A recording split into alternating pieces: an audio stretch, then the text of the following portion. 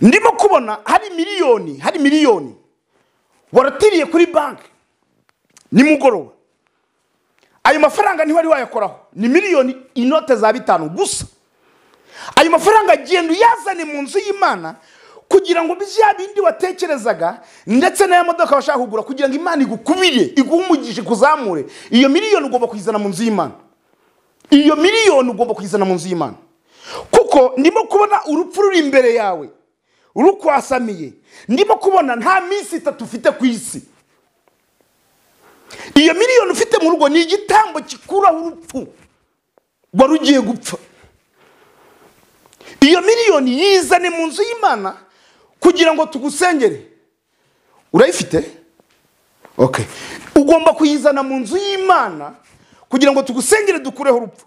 Kuko bitabaye ibyo, Serikeye yinjiye mu rugo rw'iwawe, umugabo wawe arapfakaye. Wenda reka mbivuge,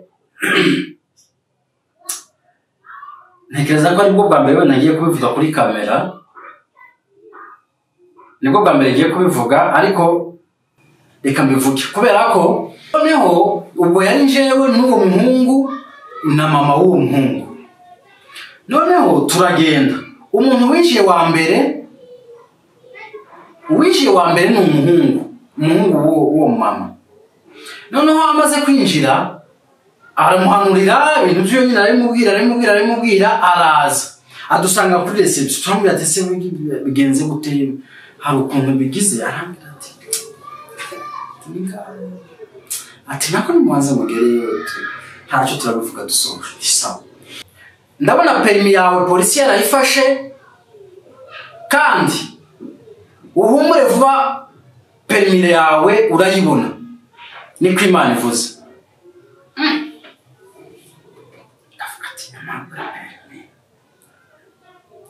Perimi ariko sinahakanye naravuze ati amen. Tic-tac, vuba. Tic-tac. Tic-tac, caméra cachée.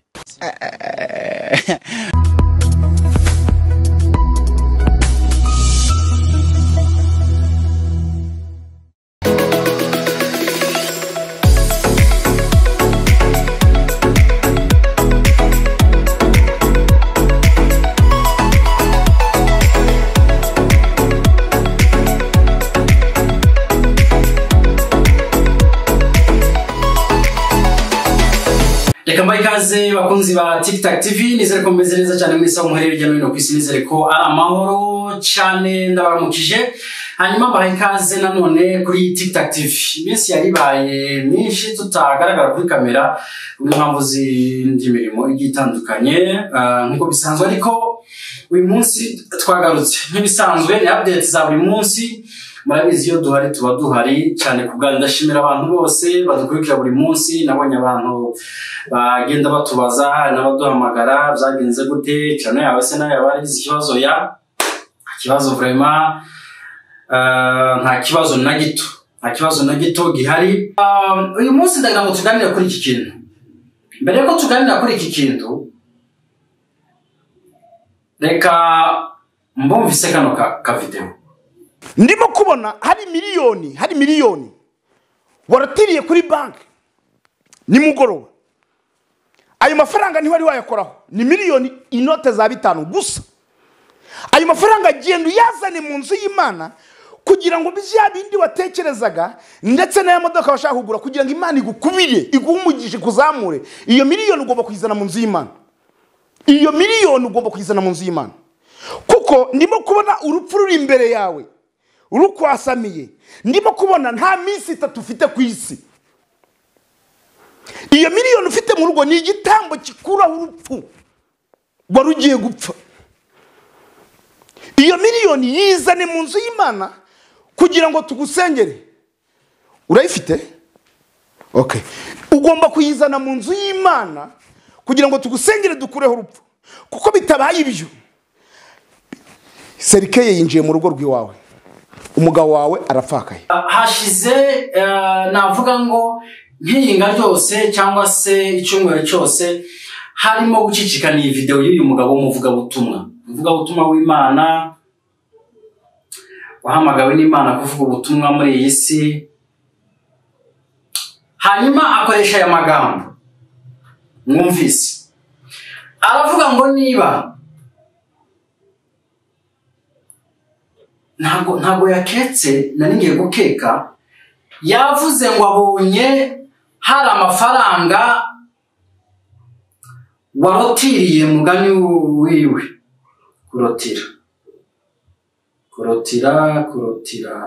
kurotira bivugitse nko gukurotira, kurotira bungu no kuvuga kurotira no kuretira.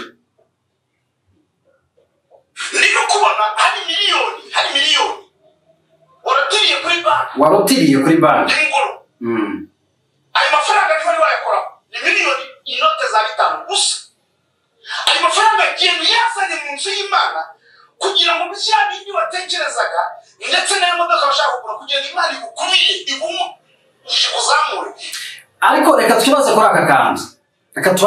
aka kantu. Icyambere n'inkuru ihari nuko uyu mugabo yafashwe na RIB, no kuvuga ngo uyu munsi ari kuri station ya polisi mu gihe dossier yiwe itarashikirizwa ubushinjacyaha. Kugeza uyu munsi ari muri RIB. Aka video kashikanye ku mbuga nkoranyambaga yaba Twitter, Instagram, barimo kuvuga bati aba escrow naba. Uyu munsi muzashinjwa harimo iterabwoba rishingiye nyine ku magambo y'iterabwoba nk'aya ngaya, nutabikora mu minsi 3 urapfa n'ibindi bigiye bitandukanye, harimo n'ubwescrow. Ariko nkibaza, hari ikintu kimwe ushobora kwibaza, ese abahanuzi ba nyabo baracabaho namwe murabizi ko bakibaho? Njyewe mu myemerere yanje nemera ko abahanuzi ba nyabo bakibaho, sinzi wo kubyemera. Njyewe nemera ko bakibaho. Hanyuma ku ruhande rwabo turi kumwe niba bakibaho, kumenya rero umuhanuzi wa nyawe n'utari wa nyawe bisaba iki? Abantu bazabamenya gute? Abantu bose muri rusange bazamenya uwa nyawe n'utari uwa nyawe gute? Bazabapimisha iki? Leta y'igihugu runaka nk'uku uyu mugabo w'umunyarwanda nyine wafashwe mu Rwanda agahagarikwa, kimwe no muri Kongo barahari, no muri Tanzania na Uganda n'ahandi, ayo mareta azamenya umuhanuzi wa nyawe gute? Kuko impamvu bivuga nuko hari umuhanuzi uzaza ari uwa nyawe akaba yabwira umuntu ati mbonye ko Imana igukiza iki kintu, urupfu, reka mbivuge gutyo, mbonye ko Imana igukiza urupfu, ati none Imana yavuze ngo ufate iminsi 3 yo kwiyiriza ushima Imana. Imana yagukije ibyo bintu, cyangwa se kongereka, cyangwa se ikavuga iti mbonye hari ikintu kiri mo gukingiriza kugera ku kintu cyawe runaka, urimo gutegura, wenda urimo gutegura kugura ikibanza, ariko hari imbogamizi, hari abantu bagize ukuntu barabikiringa, none kora amafungo y'iminsi 7. Muri ya minsi 7 umuntu wenda ari gukora amafungo arwariyemo kubera ko wenda umubiri ntuzakiriye estoma bigenze ukuntu, hanyuma agiye ku bitaro. Nyuma yo kuja ku bitaro arababwiye ati igifu ndimo kuribwa, ukuntu ndimo kumva nyine estoma. Bamubwire bati noneho turabona mu nda yawe nta kintu uheruka gushiramo. Gusa abaganga se ntibobibona. Noneho nibarangiza ababwira ati ntacyo mperuka gushiramo kubera ko ndi mu mafungo, byagenze gutya na gutya, umuhanuzi w'Imana ambwira gutya na gutya. Hanyuma ikintu kizabaho, ico kigo zaje kwivurizaho gishobora gufata umwanzuro wo kurega cyangwa se wo kobrije uyu muntu kurya. Uyu muntu wenda yange nibigeraho ngaho nibabona wenda n'umuntu uri kuremba, bageraho ngaho baje gukonda n'uriya muntu wamubwiye gufunga iminsi 7 kandi uwo muntu azafunga sero n'amategeko ya leta uwo muntu yafunga kuko yaba ari umuntu uri ko mu buzima busanzwe yaba ari umuntu uri kosha undi cyangwa se uri kuganisha undi mu manga imuganisha ku rupfu umuntu ni uwa leta yamufunga sinzi niba mwarabyumvise muri Kenya ejo bundi umubishop ndakika umubishop wabwiye abayoboke be ngo bagomba gufunga sinzi niba yarabwiye ngo bagomba gufunga kugeza bapfuye niba yarabwiye ngo bagomba gufunga paka gusa bikaza kurangira bapfuye ariko barapfuye n'ishamba n'uyu munsi uwo mugabo baramufunze nyuma yo kumufunga hari abakije aho hantu muri ubwo butayu n'ubagipfirayo kubera imyumvire abantu babashizemo noneho iyo myumvire n'ubu barayigendana niyo nyirayo yafungwa niyo yapfa ubu ngubu barayigendana bayirimo kimwe nuko nawe ufite imyumvire ya bishop wawe cyangwa se revera wawe kubwira ko wenda utagomba guteranira ahandi hantu mu bandi ikaba yarakurimo kabikurimo ntago wayihindura ikurimo yaba ariho yaba atakiriho ikurimo hari n'indi myumvire y'abandi wenda bashobora kuba bafite yuko wenda kuja mu kabari ari icyaha akarungurukamo gutya akiruka iyo myumvire urayifite wabikwigishe yaba ariho yaba atakiriho urabifite hakaba abandi ko reception na dote ari icyaha kizira ku Mana n'ababijamo n'abakoze dote n'abakoze reception bose batazaja mu ijuru ubwo nyine wabikwigishije yaba ariho yaba atakiriho urabifite icyo nshatse kuvuga niki uyu munsi rero biragoye kugira ngo abantu bazamenye ngo se umuhanuzi nyakuri wavuze ibiri byo nk'ibyo narimaze kubabwira ninde cyangwa se utari ukuri ninde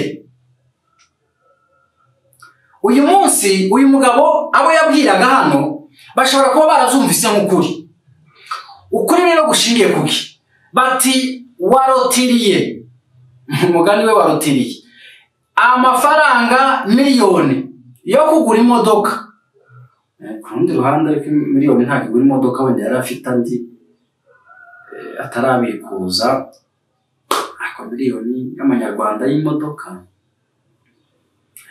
iyo ngiyo si imodoka ta modoka ya miliyoni y'amanyarwanda ibaho tayo ubwo sinzi niba yaba ari kazo ariko ntayo reka dufate ko yabivuze wenda harandi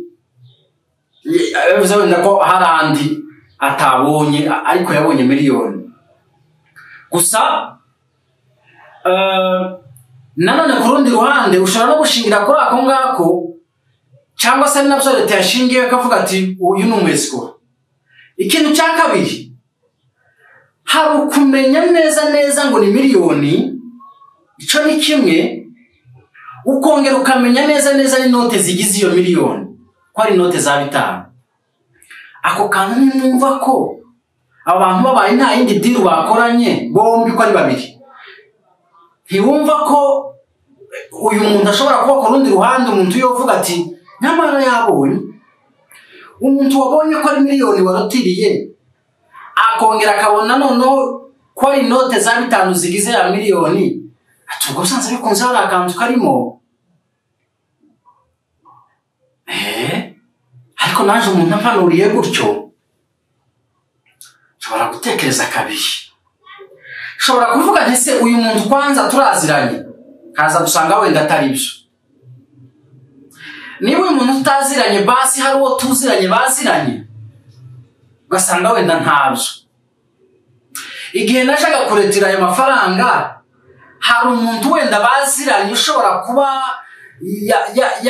aziranye n'uwo baziranye akaba yamubwiye kabona wenda atawe hanyuma ukibaza none uyu muntu icyambere yabwiwe n'iki ko naretire miliyoni icya kabiri yabwiwe n'iki ko iyo miliyoni igizwe n'inote za 5 impamvu mvuga ko ari byo nuko yabajije umuntu hano ngo ese sibyo ngo ese sibyo umuntu arasa n'uwamwemereye ngo nibyo kubera ko umva igisubizo yamuhaye mwumve hano iyo miliyoni ugomba kuzana muzima kuko niba kubona urupfu ruri imbere yawe urukwasamiye niba kubona nta minsi 3 ufite ku isi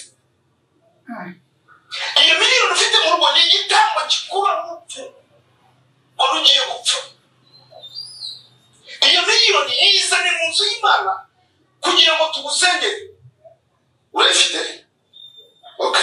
ugomba kuyizana mu nzu yamubajije ngo urayifite ntabwo twabonye reaction we yarabajije ariko ijambo yakurikijeho ni ryemeza neza ko amwemereye ko ayifite kubera ko yamubwiye ngo urayifite uwo muntu akora reaction tutabonye hanyuma ijambo ryakurikiyeho uyu yamubwiye ngo ugomba kuyizana no kuvuga ngo yaza kumubwira ko ntayafite iryo jambo ntabwo ryari bukurikireho ariko iri jambo impamvu ryakurikiyeho nuko yasa n'uwamwemereye ati ndagifite ati ayo mafaranga ndayafite hanyuma nkibaza uyu mugabo abwirwa n'iki ko hari miliyoni uyu mugore afite impamvu mwita umugore nuko yavuze ngo umugabo wiwe agiye kumupfakaza serikali yinjiye mu rugo rw'iwawe umugabo wawe ni ukuvuga ngo niba avuze ngo umugabo wawe arapfakaye bivuze ngo umuntu yabwiraga ahangaha ni umugore hari n'akandi kavideo ke neza gasa n'aka akavideo kari hehe nakabonye ako kavideo avuga ngo ikintu ufite mu mufuka icyo ufite mu mufuka cyose kizana ugitange nukora mu mufuka akaza kontake ya V8 shiraho tanga V8 ngo mu cyumweru Imana yabagukubiye 5 V8 5 nukora mu rufunguzo rw'inzu uri landlord tanga iyo nzu icyo ufite mu kiganza kora mu mufuka icyo uzamuye bwa mbere icyo ufite wazamura kontake wazamura imfunguzo z'inzu icyo ufite cyose mu kiganza cyawe icyo ukoze n'ikiganza gusa mu kiganza ukora mu mufuka icyo uzamura cyose ukizane hano imbere y'Imana Imana yahitamo kubishyura 5 mu cyumweru kimwe Imana yabiye kubishyura 5 utanga imodoka imwe niba ufite kontake ugatanga imodoka Imana yakuba imodoka 5 mu cyumweru kimwe niba utanze inzu ugatanga imfunguzo z'inzu mu cyumweru kimwe Imana yari kugicura 5 niba utanze amafaranga ayo ufite ari miliyoni 5 mu cyumweru kimwe ariko tuvugishije ukuri iri jambo uyu mugabo wenda bayakoresheje mu buryo bwo kwizera cyangwa ni santima cyane emotion zishobora gutuma umuntu ahita avuga ibyo bintu ko bisanzwe bikunze biri bube kontake niba ufite V8 yishira aho ngaho mu cyumweru kimwe bari iminsi 7 gusa mu cyumweru kimwe ufite V8 5 utazi yo zavuye mbese utazi yo zavuye V8 5 utazi yo zavuye niba ufite inzu tanga imfunguzo V8 5 mu cyumweru etage 5 mu cyumweru ngo niba watanze urufunguzo rwa etage nyine uri landlord etage 5 mu cyumweru nta bibanza bitanu ufite tuza izo etage 5 zaba zishinze we gusizera ko acana nayo abantu bagakine n'amarangamutima y'abantu abantu nabo ngo hari wenda reka mbivuge ntekereza ko aribwo bwa mbere wenda ngiye kubivuga kuri kamera nibwo bwa mbere ngiye kubivuga ariko reka mbivuge kubera ko hari uburyo abantu bishizemo ikintu cy'igikangisho pfa kuba gusa yabihanuye niyo yavuga ngo utange inzu urayitanga, niyo yavuga ngo niyo yaba yabeshe, niyo yaba yavuze, kuko hari abantu bavangirwa. Mu minsi ishize hari umuntu wambwiye, ariko nije wari wamwishiriye, nije reka ambwire, kuko nije wari ntago yambonye gutya gusa ngo ahita bimbwira, kuko nije wamwishiriye, kuko afite icyumba yari afite, ngire ngo ubu ntacyo agifite, yari afite icyumba cy'amasengesho, noneho ni mu minsi yashize, imyaka yashize, noneho arangije ko twari twegeranye, aho twari dutuye, mbona abandi nyine bari kugenda gusenga, nanjye ndagenda. Ntabwo yari amasengesho rusange, we banakagana nimero kugira ngo uje iwiwe, ukaka randevu bakayiguha, hanyuma akaguha umunsi runaka. Umunsi uragera, twahurira turi batatu, njyewe n'undi mudamu kandi cyo kumuvuga, n'umuhungu we, wenda nababona ikiganiro bazabyibuka, n'umuhungu we batuye i Muhanga mu Rwanda. Batuye i Muhanga mu Rwanda, niba aribo bagituye ndakeka aribo bagituye. Noneho ubwo yari njyewe n'uwo muhungu na mama w'uwo muhungu. Noneho turagenda, umuntu winjiye wa mbere ni umuhungu w'uwo mama. Noneho amaze kwinjira, aramuhanurira ibintu byo nyine, aramubwira, araza adusanga kuri reception, turamubwira ati se bigenze gute, hari ukuntu bigize, arambwira ati nako nimubanze mugereyo, ntacyo turabivuga dusoje isawa. Noneho mama we ahita akurikiyeho umumama asohotse, we ahita asohoka ari guseka. Turamubwira bigenze gute, ngo arambwiye ngo Imana vuba bidatinze ngo igiye kuguha inzu yo kubamo, ngo kandi iyo nzu ngo izaba ari inzu ngo ifite amayesikariye, mbere yuko nyine winjira mu nzu. Icyo si cyari ikibazo, uhanura umuntu ko azabona inzu, icyo si ikibazo, ni ibintu bisanzwe. Ariko ni ukuvuga ngo aho twari turi nta na metero 100 n'urugo rw'uwo muntu, rw'uwo mudamu nyine rw'uwo rugo nyine, nta na metero 100 zari zirimo ku nzu ye yiyubakiye, arimo atuyemo, amaze amezi, ngire ko umwaka wari utarashira, ni nk'amezi nk'umunani cyangwa se niba ntibeshe, yari amezi, umwaka wari utarashira, ayimukiyemo yiwe, kandi nayo ifite utuyesikariye two kuzamuka uyinjiramo. Turavuga tubwo biranze nyine, ndagenda. Noneho ninjiye, arambwira ati hari urwaye, Imana ikurinze, Imana ishimwe. Ubwo nyine urumva, ubwo ntari mfite, Imana ikabimundinze, nta kimenyetso cyo guhakana nari mfite mu by'ukuri. Ariko icyo nahakanye nuko yarambwiye ngo ndabona perimi yawe polisi yarayifashe, kandi uhumure vuba perimi yawe urayibona, niko Imana ivuze. Ndavuga ati ntabwo perimi, ariko sinahakanye, naravuze ati amen, sinahakanye. Ariko mu by'ukuri icyo gihe ubwo simvuge gute, nta n'amawazo yo gukorera perimi nari mfite, byibuze aho guhompanurira ubu ngubu akavuga ati ndabona ubonye perimi, cyangwa ndabona wenda ubonye kategori n'iyi, cyangwa se wenda ndabona ubonye wenda visa y'igihugu runaka. Byibuze uwo muntu, kubera ko nyine navuga ngo ubu ngubu ibyo zose umuntu yagiye abigerageza cyangwa se hari n'ibindi umuntu afite bene ibyo ngibyo akavuga ati we nubonye ibindi ngibyo byibuze umuntu nyine yogira nyine akavuga ati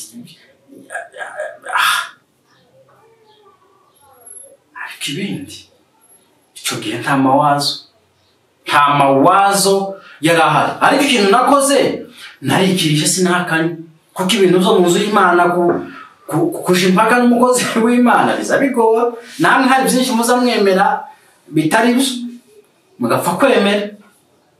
Uyu mudamu wenda nawe ashobora kuba yafuye kwemera ati wenda atari nabyo,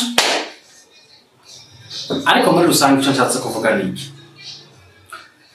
abahanuzi b'ukuri ko bahari.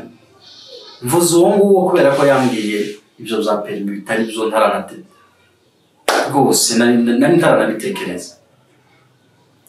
Ariko se bisobanuye ko undi wavuze ngo wenda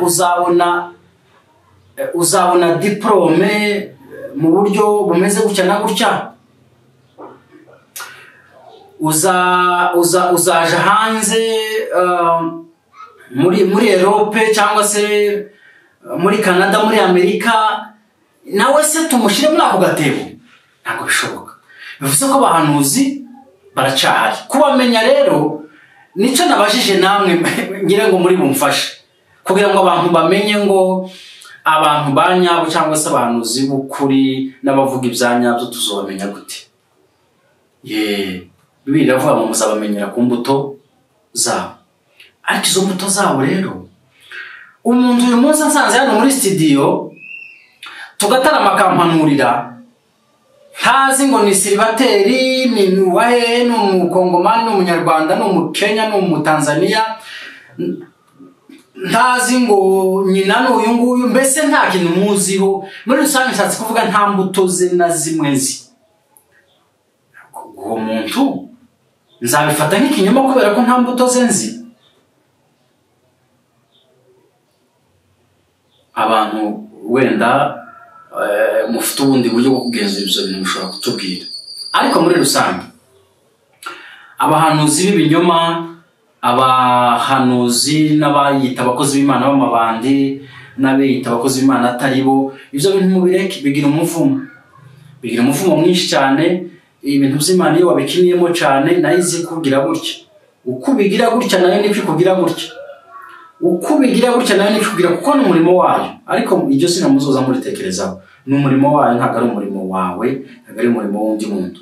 Abahanuzi b'ukuri barahari kandi bahanura iby'Imana yababwiye, nta kongera nta kugabanya.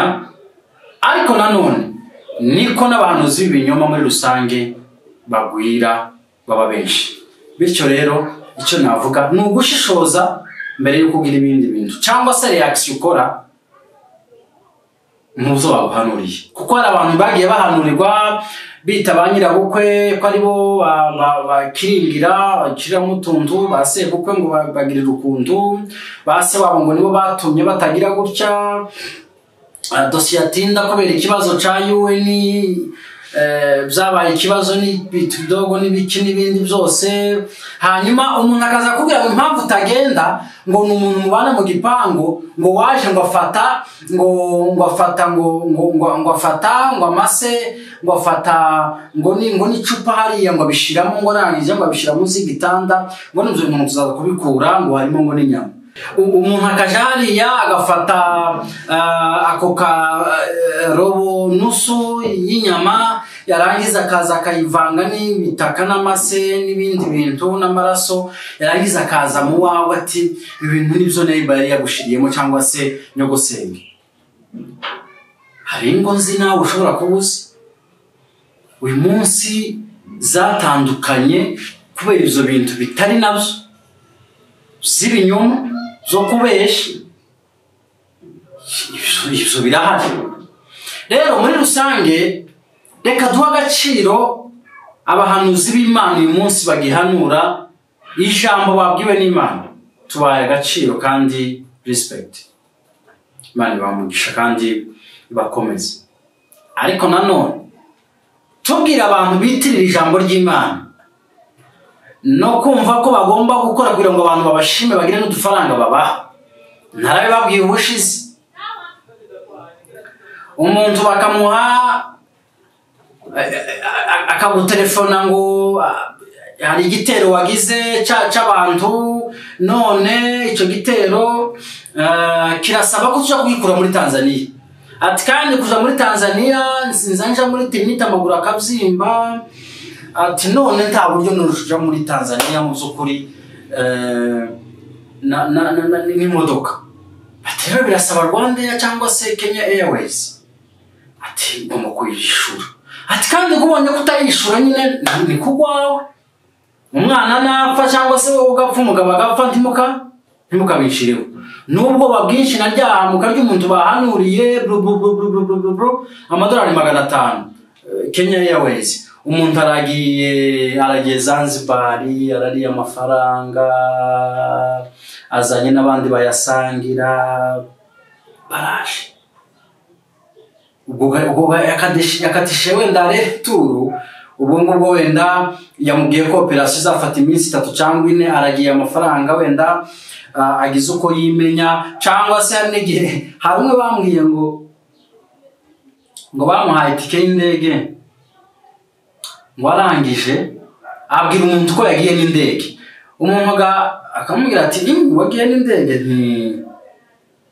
noneho aza guhamagara mugenzi we uri mu modoka aza kumuhamagara bisanzwe ubwo uwo mu diaspora batanze amafaranga aza guhamagara umushitsi we bisanzwe nyine aramubwira ati nazindutse ndi kumwe n'umukozi w'Imana ndi kumwe n'umukozi w'Imana hanyuma turi mu modoka tugiye Kigali muri kumwe n'umukozi w'Imana runaka ati turi kumwe ati reba neza muri kumwe mu modoka muri kumwe ati none gitangaza turi kumwe aza kumuhamagara aramubwira ati se wagiye ni modoka ati urabona sasa urugo kahunga renti noneho mbona gusaba andi mafaranga biri bukunde none hanyuma se ko wambwiye kugiye Tanzania mukaba muri modoka ije Kigali gute turabona no kuvuga ngo kubera ko sasa nukuri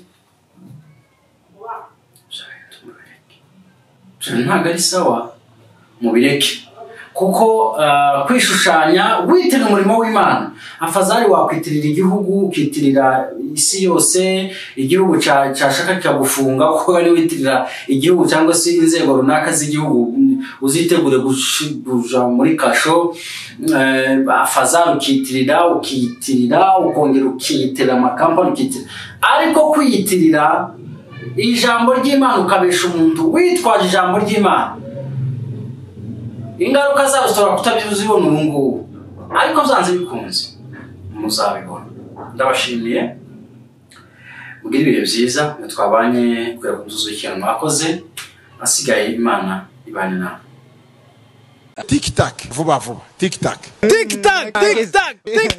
TikTok kamera kashe